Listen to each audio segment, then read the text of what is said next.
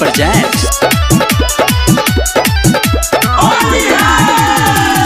घरे हमारा आइल रहे सखी उदिने के फोन करके कहले रहे लाइव रंग किने के ए सखी हो। घरे हमारा आइल रहे सखी उदिने के फोन करके कहले रहे लाइव रंग किने के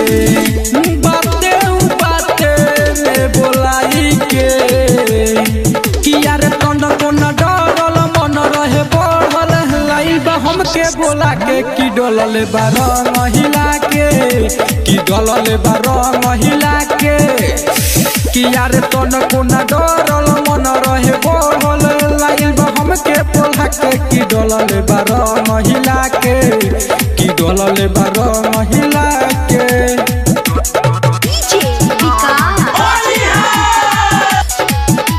बुलंद म्यूजिक प्रेजेंट्स।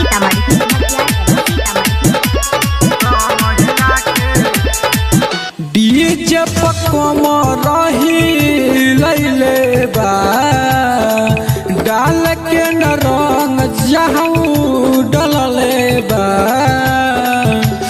ए सखी।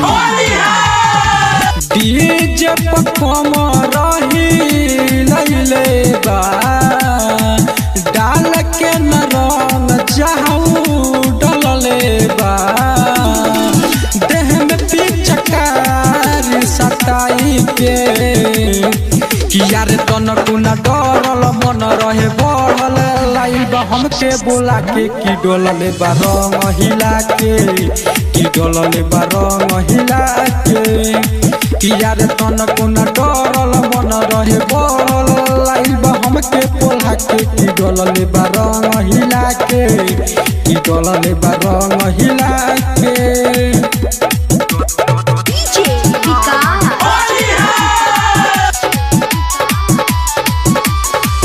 बुलंद म्यूजिक प्रेजेंट्स। गुड्डू अंगद के डालल रंग बाटे विवेक धड़कन के मिसल गाल बाटे ए सखी।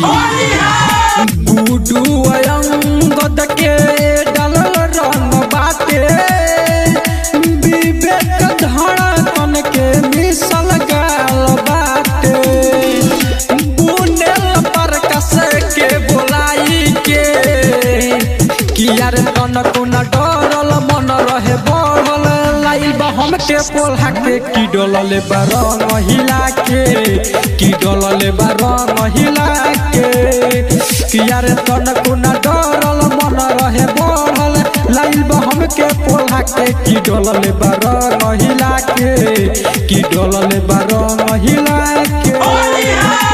बुलंद म्यूजिक प्रेजेंट्स।